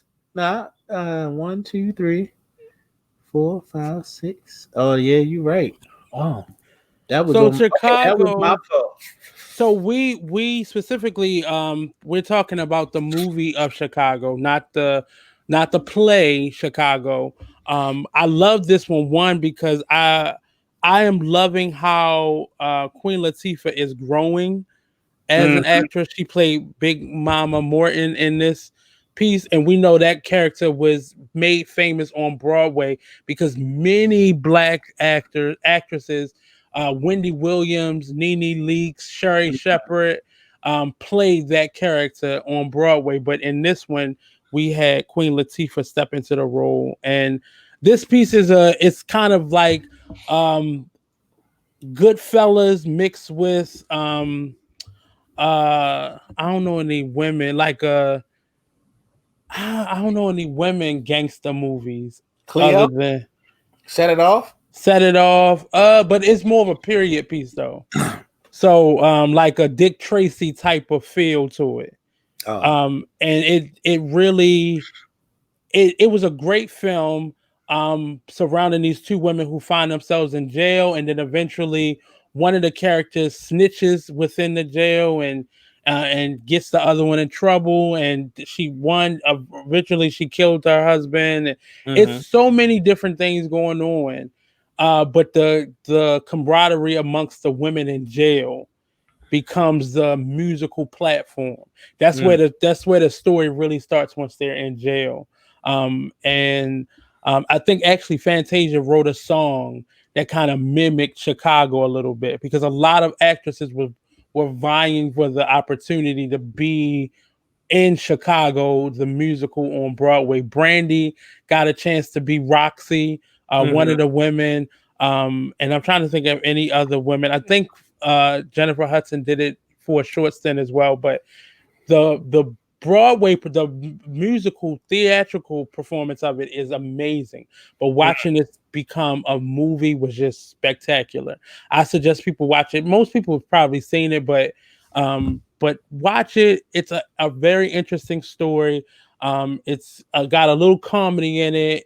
It's a little suspense. It's not really like a shoot 'em up type of movie, but people Yeah. do get killed in the movie. But it's a good watch. I suggest people Mhm. watch it. It's an easy watch. It's a good watch, and it's something that you could be entertained. I don't think it's for children, but Mhm. you can definitely get away with watching this. You know, when your leisure time. I would suggest it. Mm. So next up, Next up is The Wiz. there we go. Has not aged so well. I'm sad to say. Yeah, Love and this it's movie. and it Love still this doesn't movie get as the a level kid. of love that the Um, original got. and by the original, you mean the Wizard of Oz? Yes, Right. yes. Yeah, it doesn't. Unfortunately. But it's But broken every. I think it's hard to compare the two, honestly. Well, there's no comparison. That's the issue. Is no comparison. It's hard to remake a movie and outdo the original. And this is one of those films, Yeah, it's as we difficult. were talking to Michelle, that you can move ahead in time and you can change it. And you know, watching Diana Ross and Michael Jackson do this, you can disappear and even them playing it and have it. We just did it a couple years ago. Tracy Jiggers directed it, and she Yeah. made DDM, a rapper here in Baltimore, the Bad Witch, Mm-hmm. the Wicked Witch, and just turned it totally on its head and reimagined what it could be. And it's totally adaptable to any It platform. But is. this film, I don't think that version, the Wiz itself, this production, I don't really think it holds up. Uh, what? yeah, I Are watch it you now, yo. Like I serious? am much less enthralled. Like I'm much more critical of some of the story beats. I'm much more critical of a lot of Oh, the you gonna lose some some of the cars choices. for that. You You, call it what you want, I'm but a, I mean, I'm a, I'm gonna like, take this little clip and I'm gonna play this little clip for yeah, all the I Black mean, theater members. play it, like play it loudly. Like I stand by it. Like But I love, understand I something being able to absolutely love, stand love, up. love this movie as a kid, and one of the reasons why I agree with Michelle that one, I think that the changes and just making it an urban setting allows for it to be updated. This is a But movie I that love makes to this see. movie timeless. It makes it timeless for that reason. We have to understand everything that can be evolved. You don't have to mess with the original though. In order for it to, well, we learned that from watching The Wizard of Oz. It takes nothing from The Wizard of Oz, but it definitely transforms it into something else. And I think for things to be timeless and to be able to hold up, it doesn't have to not be a period piece. It can be a period piece and still hold up. You can still I don't adapt know. I this. think they like so there have been attempts to update the Wizard of Oz, like It's the original, been done. It's been and done. it's never been done well. Well, I Um, mean, I need you to see more versions of it because no, it's definitely, like how many? Like, wait a minute, updated versions? I'm talking about yeah. I'm not talking about just redoing it. I'm talking about where they actually update it, Yeah, meaning we like you. Did you present. get to see the Art Centric? Art Centric is a theater company here. Oh, It's made up of mostly I'm talking Morganites. about movies, yo. You're talking. I'm not even talking about theater productions. I'm absolutely sure that there probably been theater productions that have done it Well, well. and that's my Uh, point. That's my point. Some things should not be done.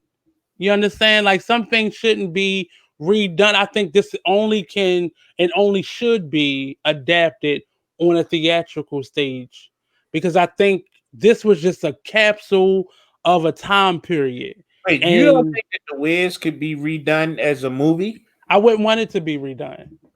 I do. I just wouldn't. I wouldn't want it to be redone.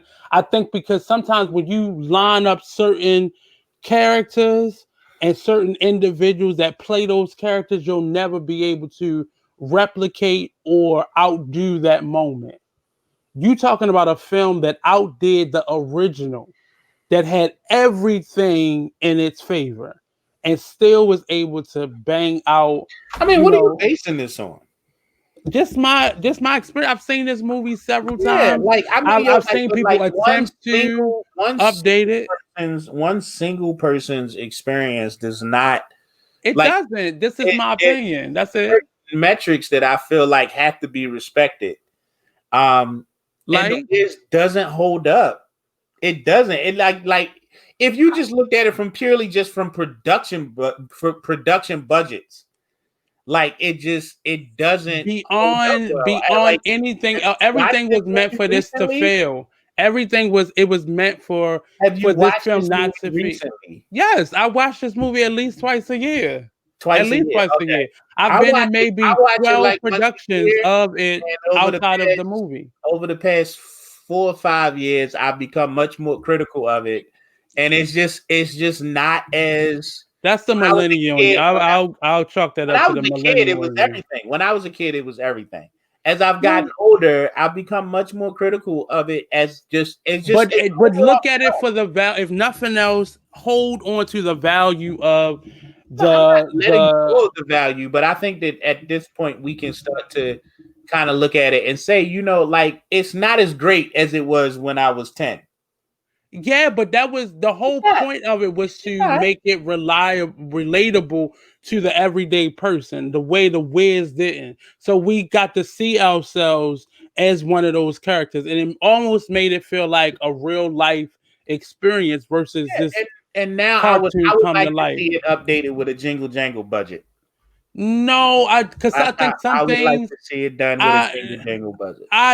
because That's it's all gonna I'm take, saying. and once you see that happen, all of the poignancy of it, the novelty of the individuals that you got to see, like, did you know that the witch in that movie was actually the mom from Well, so hold on, yo. Like we're not erasing the original. is but I Like think we're not but erasing it. my fear in a lot of these reboots and adaptations is we are, because it did it and it had a nice budget, but most of the budget was put into the music and the scenic. I think, and I think we look at the little incidental things about it and we're like, oh, that's a little cheesy. But the cheese factor, even I'm looking at just the line. We're never gonna get a cast put together like that again. Never. I don't care how much money you put into it. You're not gonna get that cast back or be able to replicate that or outdo that. even with spectacle. Yes, it's not gonna happen. That's just my I opinion. disagree. Like Well, I I'm mean, sorry. Like, yo, we've got like Anika Nani Rose. We have like God and forbid, I'm God quite sure it'll forbid, be good, like but Beyonce. But it's you not know what gonna I'm be able saying? to Like, touch it. I mean, like that's your opinion. It's not. I love this movie. I just have to be realistic. Like, it wouldn't be right for me to not judge it on the same metrics that I judge other movies. But And just be and the mindful flaws of in using that. that phrase how it holds up, No, because I'm not. I mean, it does take down the it value of what it is for me, without you it doesn't. understanding that. It shouldn't take down the value of what it is for you. It's But like using the me, word relevancy, like I've said it this. devalues things. I've said this about several movies that we've talked about. Hmm. That I felt like their staying power has diminished, or I have said that they don't hold up, or that they have not aged well. That's the term that I've been using. They haven't aged well. Okay, and that's not to say that they're bad movies or anything like that. It's just that I'm watching it now as a 30-year-old versus a 10-year-old, and no, it's not the same movie for me. But It's not as I would suggest enjoyable. that It's when not. people look at value, that they look at value from a different perspective other than the budget standpoint. I'm Because not no, talking about the budget standpoint. but that's what At 10 I'm years old, saying. That's what at my 10 years perspective old, is. like budgets and all that stuff didn't mean anything. And it was a Exactly. great film. But I also didn't know anything about film. Like, I But watched you knew what you liked. You I was knew what you saw, and you liked what that's you whatever saw. was put in front of me. And like, yes, I liked what I liked, and I didn't like what I didn't like. And I'm not saying that Mhm. I don't like The Wiz. I'm just saying that as I'm looking at it now, there are certain films that you look back on and they literally are like they are just as good, just as enjoyable as they were when you remember seeing it for the first time. And then some movies, for whatever reason, they just don't. And in my opinion, The Wiz is one that has not it didn't age well. I just don't think it aged well. Like I don't. I mean, there was I'm just saying to only people who watch films and just love art in general, be mindful of the ageism factor. Be mindful of that critical eye. I'm not disputing anything that you're saying. I'm just saying let's be mindful, especially of our work, because there was so much that went into making these productions in our film with the budgets that we have. Even having a Diana Ross and a Nipsey Russell and I said Janet, Michael Jackson, Diana, Mhm, even having them in that film, most of them took pay cuts to do that film, mhm. and it's just too many timeless things in it. And I understand it looks like the '80s, but I like that about it. At period pieces have relevancy because it gives us historical perspective. Everything can't be brand spanking new. Everything not gonna be jingle jangle. It's just not gonna be. Everything can't be that Like if because that it wouldn't make it. It wouldn't be real. like yo, like okay, so my daughter who is 9 Uh huh. could realistically get to be my age. She could get to be my age and look Hmm. back and just feel like, oh, I remember loving my. She literally was jumping up and down watching Jingle Jangle. Yeah. But at 35, yo, she might look back at Jingle Jangle. Her taste may have changed. Her ideas about what makes a great film may have changed, and she may look back at that movie and say, "Damn, I remember loving this movie," and it just don't hit the same way. That's And all and I'm and saying. I and I and I, It's never. no, It's not gonna my take but away. what I'm not disputing that.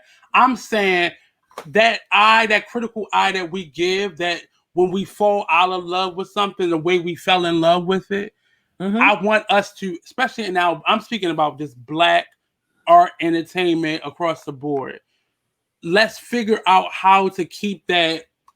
It's not like we grew up and realized Santa Claus wasn't real, but that nostalgic feeling that we had on Christmas morning, it wasn't even about Santa Claus. Most of us as children knew Santa Claus wasn't a real person, but it was just that nostalgic feeling. And often we lose that because of a new shiny version of something.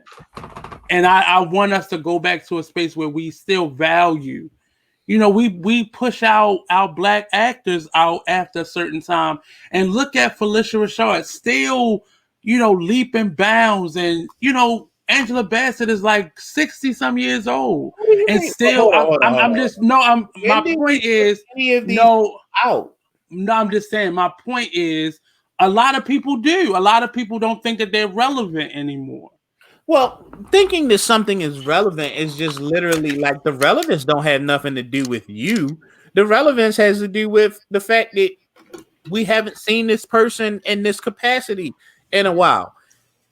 But that has nothing to do with us. It's not like we was just like, oh no, we don't want Felicia Rashad no more. Like we know most of us. Some of us don't.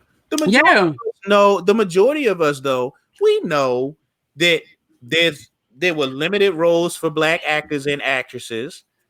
That there was always like your top two. I don't think it was limited roles. It was limited opportunities, because there was always work being done. Any role, you're right. Limited opportunities. How do I even say this? Racism. Like that's right. Like let's just put it on the table and call it what it is. Like we're not pushing our people off to or calling them irrelevant because we didn't want to see them no more. Racism happened. And that's why I agree. And that's how I acknowledge it. And Keisha Knight Williams, and after the Cosby Show, all these people kind of fell off into obscurity because racism. Because they realistically, Felicia Rashad could have played any role in any movie. She did. She's been continuously. That lady has been in either a TV show or movie since she left that show. We're not knocking, like we're not pushing anybody off. But we have to acknowledge that racism deters us from holding on to valuable pieces of art that come from us. Throw it away. I'm not saying throw it away. I'm just saying that it could use an update as a film. As a film itself, it doesn't hold up the way it doesn't hold up. It's not as great of a film as it was when we first. I'm gonna definitely have to make this a clip and get some crowd participation, because I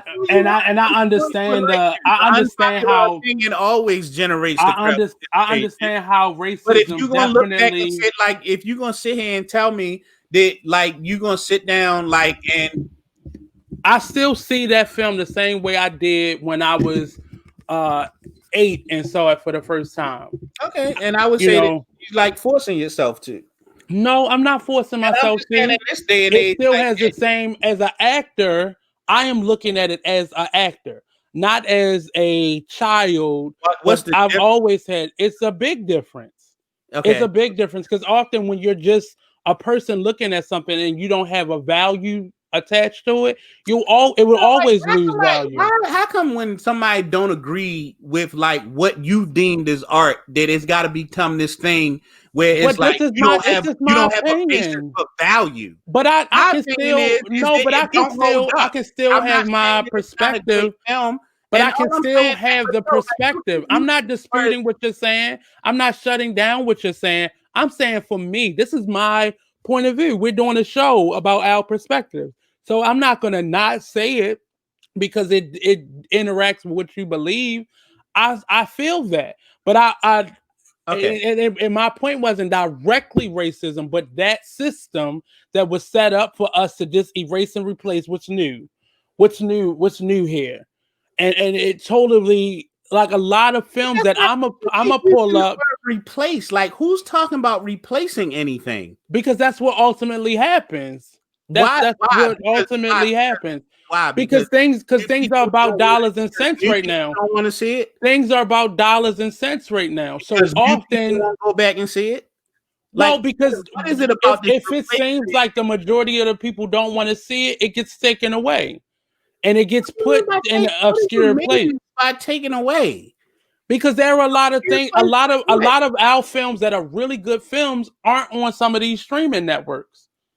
And it's a reason for it not being. And it wasn't until certain people got a certain level of esteem that they started putting certain pieces of work on these streaming networks, because they saw that we really loved them. But isn't that just the movie business in general, Nate?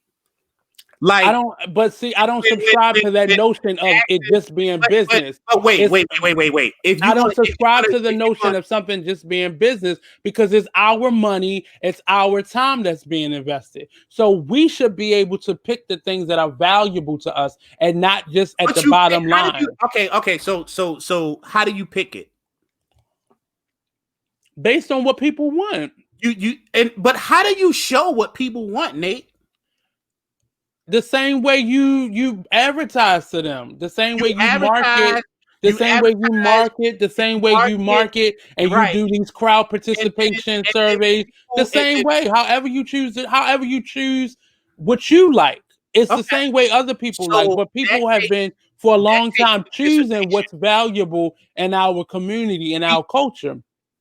And I think that has showed up in our arts and entertainment. They have shown us what they think we want to see. And void the fact that we are paying our money and investing our energy and our time into watching and holding up these things. They're still choosing for us based on their bottom line, not on what we're willing to invest. Where are we holding it up, though?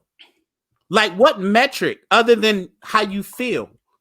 What verifiable metric do you have? Like, you don't want to subscribe to the fact that it's a business, but it is in fact a business. And it is a business, but it's a business that we in great parts is a business that in great parts we keep going. We keep it going. We do. We keep it going. How do you mean by that? Whether it's our influence, whether it's our trends, whether it's our money, we keep it going. So then why don't we have any say? Like, you say that we've got movies and productions and pieces that fall off into obscurity, and I'm just trying to figure out, if we have all this power and influence and money, why is it that so many things fall off into obscurity? Because we sell it off for whatever reason. But the only people who will be willing to sell it are people who think they can make money off of it. So those things shouldn't fall off into obscurity. Yeah, but often the people who are in charge of selling it off aren't us. We just finished talking about the Dave Chappelle show. He didn't have control over them reselling that and creating a whole nother distribution deal with Netflix. He didn't have control over that, but that was his product. But so I think we need to begin to do business in a different way. So I understand where we're coming from.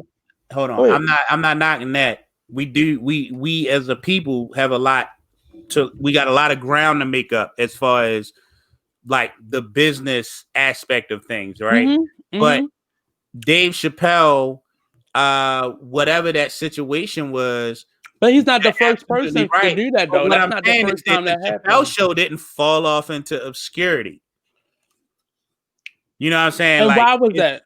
It's been around because they knew they could make money from it. But what I'm saying is that if your argument is that, or if your belief is that the things that like making money or what is popular per our like participation or declaration, like none of our stuff should fall off into obscurity. If we are the drivers, as you say, if we are, but you're saying that we are the drivers of it. You saying that we're the drivers of it, that we consume it, that we do this, we do that. Like but we relinquish that power, though. We relinquish that power. So then, but my point is that, like, if that's the case, none of these things should fall off into obscurity, because your argument then would be that it's making money for someone. No, but see, you're on the side of it being a business. I'm not on that side. I'm on the side of if you create something, which and many times, many of us say that there aren't any great roles. Well, these playwrights, these screenwriters, they didn't just pop out of nowhere. Issa Rae and a number of the black directors, black writers, black screenwriters, they've existed, but our work wasn't deemed necessary. You know, the fact that August Wilson did not get to see his work evolve to another screen, and we can't control how he passed away, but at the time, his work was very minuscule compared to other playwrights that was getting their work played and get it. And it's my whole argument is not on money, and I'm not disputing things need to make money because we have to fund things for it to exist. But we have to take back that control over what they deem necessary for us. And we have to start holding on to because we have many pieces. In just thinking about this season, it was so many films that I wanted to expose and wanted to talk about, but it just wasn't enough spaces for Right. those films. And there's tons of, off the top of my head, the Women of Brewster Place. That mini series was so powerful, yet it didn't get enough funding, and it was ridiculed in terms of critics that did not look like us because they didn't deem it responsible. That wasn't their New York experience, so they didn't deem it necessary or important enough. But this again is one of those conversations that I want to wrap up the season with, so we can move on, I guess, to the last one. The last one is my absolute favorite, which I think really just, I mean, like this is a movie that I would say has held up, and I don't have nothing to compare it to because I don't remember seeing this movie like as a kid. I know that I remember certain clips. I've seen clips of it, and whether that meant that I saw the movie at some point and maybe was just too young to remember. But I'm gonna say this: I saw this movie and I was fully and consciously aware of it yesterday, and it was an amazing film. But to your point, this not something that you would have picked out to watch, or that you would have even known to go and watch. Well, that's just because I up until recently, and I think we talked about this at least when we were planning this episode.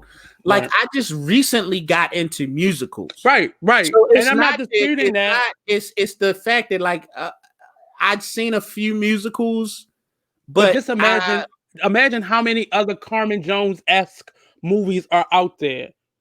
And people don't get to see them because somebody else has deemed them not relevant, and so they don't get put on certain platforms. Nobody deemed this not relevant except for my ignorance. It was a general statement, and often these films do get pinpoint like that. They get pigeonholed in that way. So nobody wants to see this, but the original Carmen, you can find that. It's not a problem. Wait, what do you mean the original Carmen? The original Carmen, the opera. So there was an opera. Oh, so I had no problems finding this. There was another. When I put Carmen in my search, this was the first thing that came up. So there's an I opera. had to read about it to find out that it was based on an opera. There's been several other versions of it and whatnot. But when I searched this on Amazon, I put in Carmen, and this was the first movie that came up. Now I knew that I was looking for Dorothy Dandridge and Harry Belafonte. I knew enough to know that this movie was what you were looking for, and that's who I was looking for. I didn't know that it was based I'm not disputing. So my issue is not that you were not into musicals, and I'm not blaming you for not knowing about this or being a fan of it. And you don't have to be. My point is I want a space for our films and our television to be seen and be heard and taken seriously. Not just because it has a high budget, not because the costumes were on point, not because it was the black. I want our work to be taken seriously because we have a lot of gems. We have a lot of gems within our arts and entertainment. When you say you want it to be taken seriously, Nate, who do you want? Who's the audience for that? Us. So like that has nothing to do, but like that's, and see, I guess that's where I always hit the brick wall in these arguments, and not just with you, but just anybody, because no one's stopping us from supporting our own stuff. But nobody's stopping us. Nobody's stopping us, but we're not doing it. We're not taking advantage of what we have. So for me, like a lot of these films, I see them. I don't watch TV on a regular basis. I watch a lot of films, but It took this pandemic for me to be able to make the time to really invest in our work. We still, like, in the next Wow, episode, we're really? gonna have. Well, it did because No, I worked. and I'm sorry if that came off judgmental. I was shocked because I know how But much I work how in the field, so right, I'm and I always but at a I rehearsal. also I'm know always reading how a script. right. So and I know how adamant, like we've had these Yeah. conversations before, Nate. So I Mhm. know how adamant you are about this. Yeah. So Yeah. can you imagine, like, my thing is, you got to look at it from this, like, here's my perspective. Nate, you are an artist, right? Like, Mhm. you are a creator, you're a producer, you have ushered in or mentored people, right? Like, you're at that point in your career, right? And yet Right. it's great black cinema and musicals and television that you yourself have not been able to make the time to see, right? Well, And it's stuff that well, I take that part of it back. These are like a lot of these films. No, I take it. you taking it No, back. no. Before you finish it, so my investment in this was my childhood. This is all I was able to do as a child was Yeah. watch film. So a lot of these things, especially the older films. So I'm gonna be the person that bring in a lot of the older films and stuff that you like. Well, where the hell did that come from? But Yeah. this stuff has always existed. But in terms of how things get chosen, in terms of even being put on Amazon or being put on YouTube in the buy and rent section. A lot Mm-hmm. of our great work often it takes us having to, everybody Google it and it be put in a Google for them to put it in a database for us to be able to retrieve, or for people who are 20 something and younger for them to come around to it. Yeah. And I don't blame us, but we have to take our responsibility and not keeping a good cycle of this work, and maintain it, and everything has to be brand spanking new, I even don't the think stuff that everything. but I for don't the think most part, everything for has. you, but No, the I don't. way I like the even way for me. this I don't cycle think is things have to be brand but spanking the new, though. cycle, that we're in right now is a total disregard of what came before it. Because we normally see something back then and be inspired by it, but it becomes something brand spanking new. And that part of it hurts me, and it makes me. I think it's but like there's another way you could look at it, like so imagine being tasked with or having an idea where you want to remake the Wiz, right? I don't want to remake the Wiz. You I'm want just to saying, remake the Wiz. well, That's yeah. So blasphemy to me, I sir. would want to, and that's crazy. I think that's crazy in art, and especially in this medium, to But think that anything is so great create that a it's whole nother untouchable. Like story, though. nothing is so great that it's untouchable. They can't be No, it's updated not. It's not for a about it current not being audience. Like untouchable. our It's not a. grandchildren are not gonna want to watch The Wiz. Like probably for the sole fact that it won't be something that they can put on a pair of goggles and interact with in their living room. But that's just their reality, and to think that they That's the should reality that we're survive giving them. or That's have the to go back. reality that we're giving them. We're giving them that as the only choice. We're taking away their right to choose No one would by. choose that. No one would choose that. Just like you don't have 8 tracks at your house, do you? Do I you have eight wasn't tracks born at your doing house? eight tracks. Do you Why would I have them exactly? in my So home? exactly, But that's not. But my that's dude. not. But Exactly. that's not Like my investment, my though. grandchildren never had a VHS. Why do they have to go back and watch The Wiz? But it's not just on Like, why do they VHS have to go though. all It's the on way a back? streaming network Unless now, they have so a they don't have to genuine, watch it unless on they a have a VHS. genuine, unless they have a. Why should they have to watch it in SD? Why not? Why should not? a kid We are so we are so well, why we are can't you so go get an eight culturally track, yo? lazy. Why can't you We're go listen so to an eight track? culturally lazy Oh, that we it's can't culturally see lazy if any you want other way and but it's how we culturally want to see it. And it's, I respect that. And no, I'm you starting won't to no, I'm you're not gonna go back and buy a track. You're not gonna go back and buy a laser disc. Like, yo, like let's. But I never had those things though. Like, I could see. My children have never. Like by the time my children's children get here, everything will be either VR or or the 4K. platform. The platform. Why would they George, the platform is not. The platform is not as significant. The platform is not as significant as the content. That's my whole issue. It's the content. How they watch it. If they can tap their glasses and it appear what's in the frame. However they watch it, I just wanted them to be exposed to it, whether they like it or not. I just want our children to be exposed to it. No, just update it so that it's updated. How? So we got to change the format and the content. Like, yo, come on, son. Why you can't update? Why can't you just? But why can't you just create a whole nother story? But yo, like that's why do you have to? Because that's our answer to everything. When we no longer see value in something, we want to destroy it and we want to replace it. You don't see value in the 8-track. That's plenty of value in it. I have family members who still ain't got no stuff like that. You ain't never go back and you ain't never go back and listen to none of that music on the 8-track. But I listen to the music though. Yeah, you listen to the music on your own format. Yeah, but I don't have the same. But see, hold on, it don't sound the same. You're misrepresenting my argument because you misrepresented it. However you get that. No, I'm not. However you get the information is how you get it. I said I don't want to see a new version of. I don't want to see a new version of that. An updated version. I don't think a new Wiz movie. I don't think a new Wiz movie is necessary when you can do it in a theater and get a different representation every single time. Well, that's the thing. Like I just don't. It's like I would never want them. That's just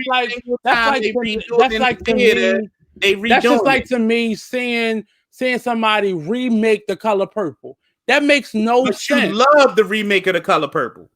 No, I like the adaptation of it. It's called Color Purple.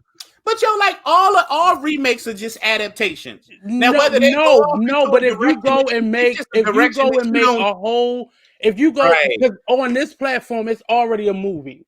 So if you go and make a whole new Color Purple movie, what's the point of that? Because you're just going to change the story.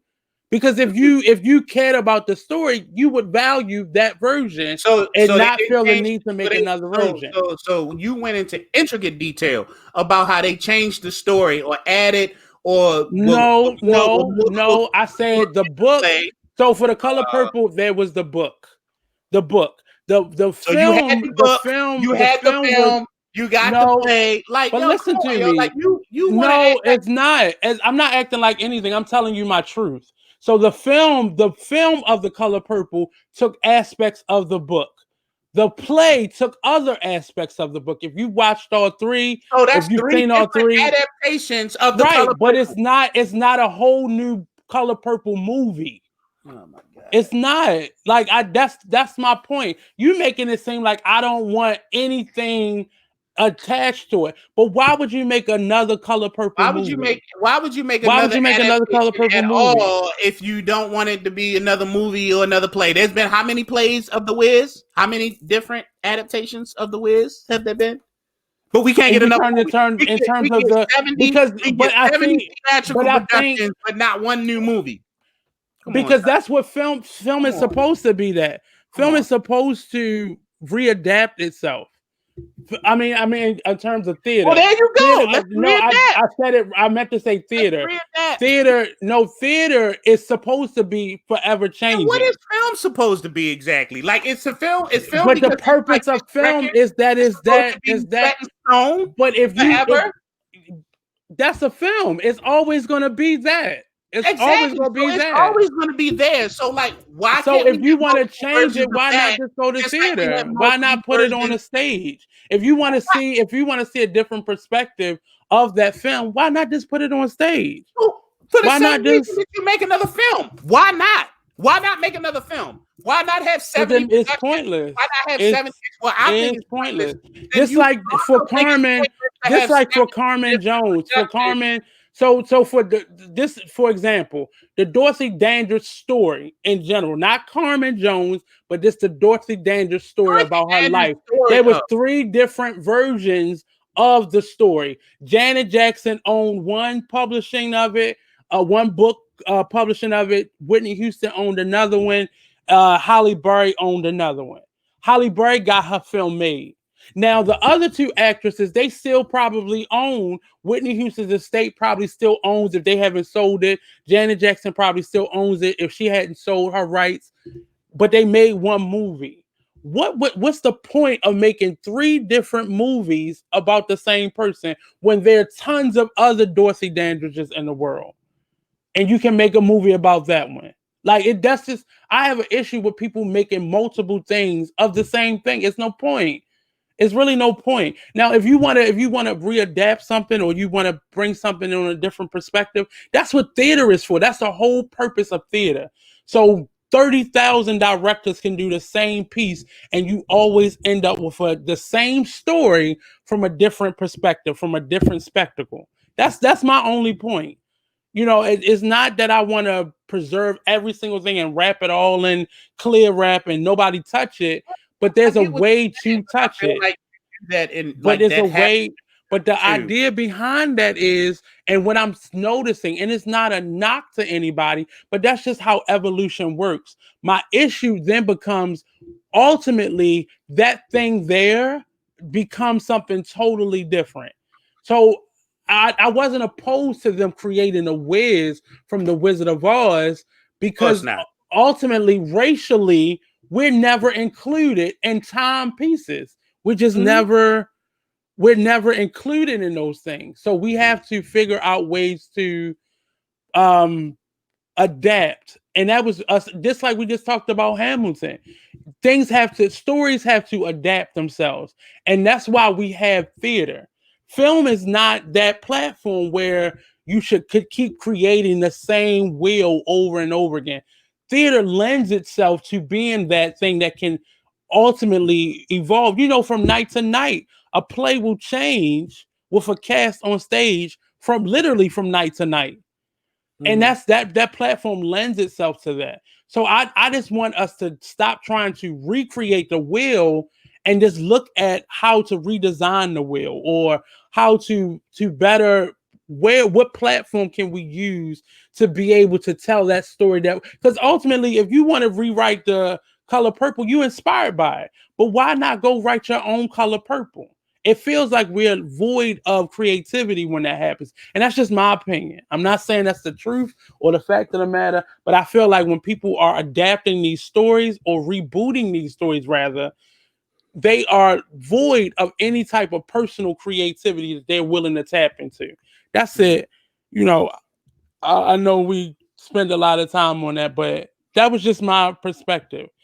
And just like you discovered this film and you fell in love with it. And I know it's so much more out there that you would probably be in love with. And I'm shocked that you love this film. But I think you got more into the context of the story rather than the aesthetic. Yeah, I was appalled by his choices.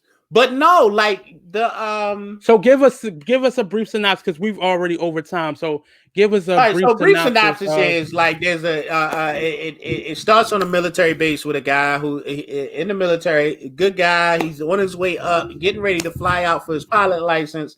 And there's a woman who works at the base. She's a civilian employee who works on the base. And she's kind of like, like she's the bombshell on the base. Is she working the base? Like, yeah, exactly. She works on the base, but she is working the base, and she's kind of like just working her way. There. She doesn't work there. That's where she hangs out at. Nah, yo, she definitely worked there. When she was fighting the chick in the little room where they make the parachutes, she made parachutes. She was one of them workers. She was one of them, and that's why they was fighting. Because she told the manager that she was late. That's why they got the fighting in there. But she's working that room. She's working, not really working there. But no, she worked there, and she is working the room. I mean, she's just working herself. It looked like it insinuates that she's working her way through all of the guys on the base, and she got her eyes.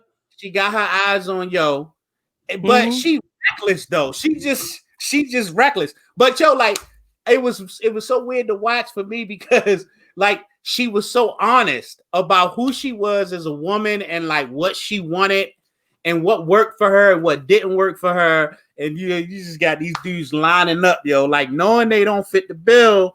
And then he initially is like, no, I'm not banging with you. I don't want nothing to do with you. He got a fine lady and all that, yo. Then he get in a crazy exchange of events. I love your perspective and what you got from this in terms of the storyline, but you act as if this isn't real life.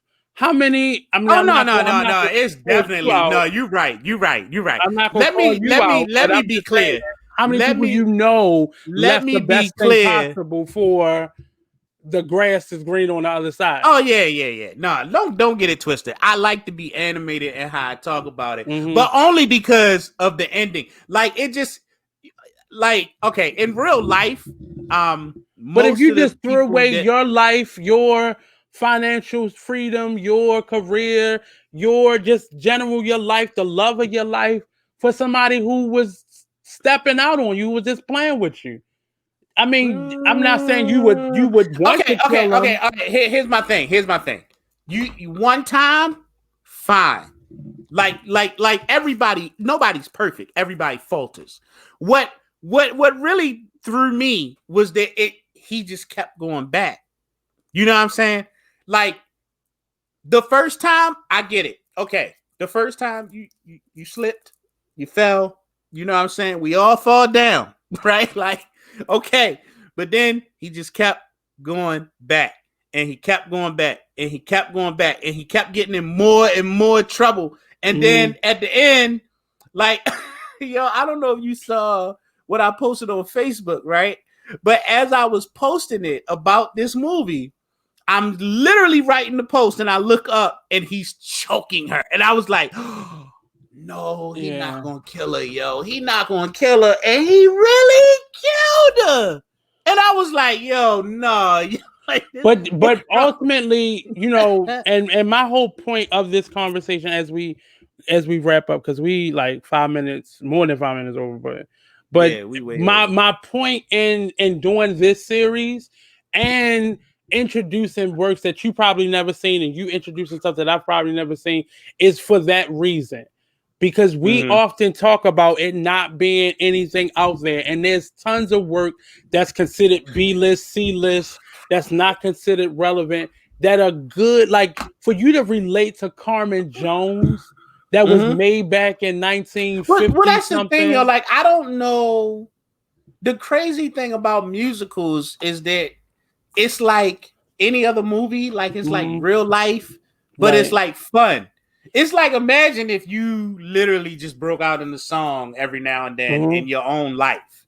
It'd be like that. And then like, so like the things is like, they're fun to watch. I don't, if you like music, which I've always liked music, right? Like, I like, it wasn't that I had anything against musicals. I just had never really been, I guess I just never really been introduced to them in a formal way. You know what I mean? Like, I probably saw Little Shop of Horrors because it was playing on HBO, right? Like, of course, The Wiz was a staple in the household. But outside of those two, you know what I'm saying? Musicals in my household and in my in the situation where I grew up, they were just far and few between. But then you watch them and it's like, where the hell have I been? You know what I'm saying? You have to, but the historical value of musicals to the Black theatrical culture or the Black actress culture is that's often the only way we got on stage. Whether it be the chorus or whether it be the maid, or you know, I remember in high school I had to join a play and I didn't want to be in a play, but the only role that they left for me was as the bailiff, the Black bailiff. And it was so funny to them because it was a period piece. So the joke was on me because the only way that in that time period I wouldn't have even been able to be that character.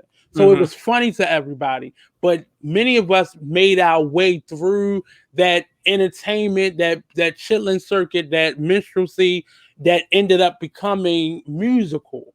So that evolution of musicals is significant to our culture. That's one of the reasons why I wanted to do this, because many of these pieces kind of depict that.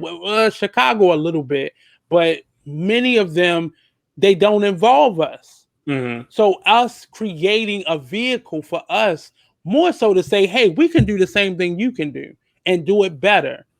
Yeah, and I think that's it coming. became something I think that's coming, but and we're I think already this is. there. I think this is no. I don't even know if we With did. musicals? I think we still got some. I still think we got a lot to go. No. I'm sorry. I wasn't speaking just about musicals. But when you started talking about making our own, I was thinking about film and like TV in general. I'm sorry. But the crazy thing is, we've already been there.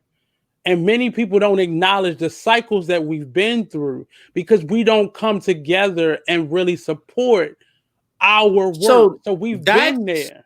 That's really the crux of like all of my arguments or positions, is that, and that's why I ask a lot of questions when we kind of go into that whole space about like not being given access and not being given that. Because, and that's why I was asking the question about like, who are you talking about when you're talking about like is making these decisions? Because if we supported each other the way that we supposed to support each other, all of these things that you think would fall off into obscurity would be front and center. And that's within our community, and we argument. know that our community within our community is enough. That's my whole argument. That's my whole. It is enough, and like I believe that wholeheartedly. Right now, that has nothing to do with why I think we should remake our own stuff every now and then. But because I have a different outlook on what a remake means versus you, but the true reason that I believe. Like I know now that there are tons of exceptional work that has been done by us that is not even known about in most circles, but it's not known about because we don't do enough. We don't intentionally. We don't go and see it. We don't go. We don't intentionally support our own unless it's a fad. Unless it's the thing to do, unless it's trending. And I think Black Panther, we went out to the movie theater and got dressed up and all that stuff, and that's cool. And we don't own it, right? That's cool. But even if we don't own it, like and like I get that we need to own stuff, but I also we also need to respect when we just made Black somebody Panther else's family. All of us. We just made other people's family rich. But we also made our own rich as well. And I think that's what we need. Those actors didn't get nearly paid as much as those producers or those investors did. That's on any film. That's not an excuse. I'm not saying they need to all be paid equally. I'm not a socialist. That's the truth of filmmaking. As a Black person, as if you produced a film with an all Black cast, and you were the sole person to raise the money for this film, to collect and to put together the money for this film.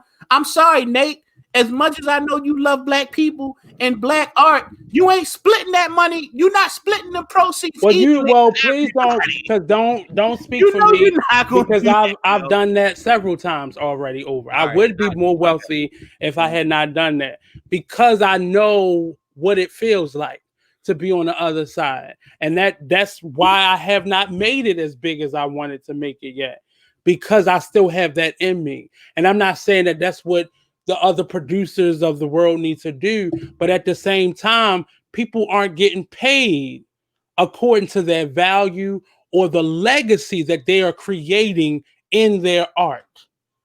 It's no reason why over the course of decades, your residual check should decrease when other people are still getting paid a nice lump sum from that. For every platform they take it to, the individuals that sold Dave Chappelle's show still get paid as if Dave Chappelle was in a studio still cranking out new episodes. But Dave Chappelle is getting paid $0. That's a problem, and we need to recognize that problem and not be so focused on a dollar and a cent, because at that point we're just running in a circle. And we got to start focusing on our integrity and not just attached to a dollar and cent. And we see that example with the three young men actually, that refused to return to Wild 'N Out because Nick Cannon is no longer in charge of it. That's integrity. And that doesn't happen every day. And yeah, they probably missing a couple dollars, but the integrity will sing much louder than that gentleman taking that role and him alone getting paid to host that show over Nick Cannon. They were willing to pay that boy much more than they were paying Nick Cannon to host it. Then they was gonna pay him more to go against somebody who got him that opportunity.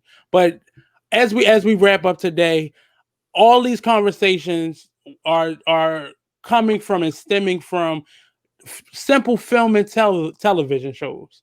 And I knew these conversations could get heated and they could get very personal and very passionate, because this is our life is in this art.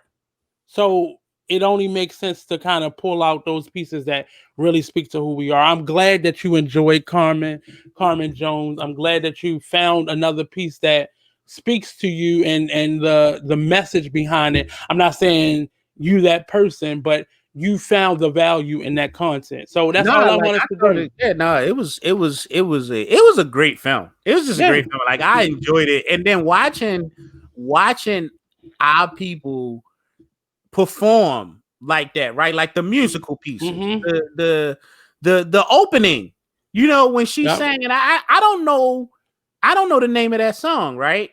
But I know that tune, and that opening that she sings, and I mean, like, like you got to give it up where it's due. And, but that shows you that we can perform to that caliber. But you know what? You talking to somebody who never had that. Like, there was never a doubt in my mind. Right. Like, I did it. Like, but you seeing it though, it's a difference knowing it, but seeing it being represented on platforms that you're not used to seeing, it makes your point that much stronger. I get what you're saying. But I just want us to take us seriously and hold on to our art. And since posting about it, like, people were like commenting on my post, like, so now I got to go see Black Orpheus, I think it's called. And some people was throwing out some other musicals to check out, but no, it was really dope. It was. So there's a lane for you in musical theater.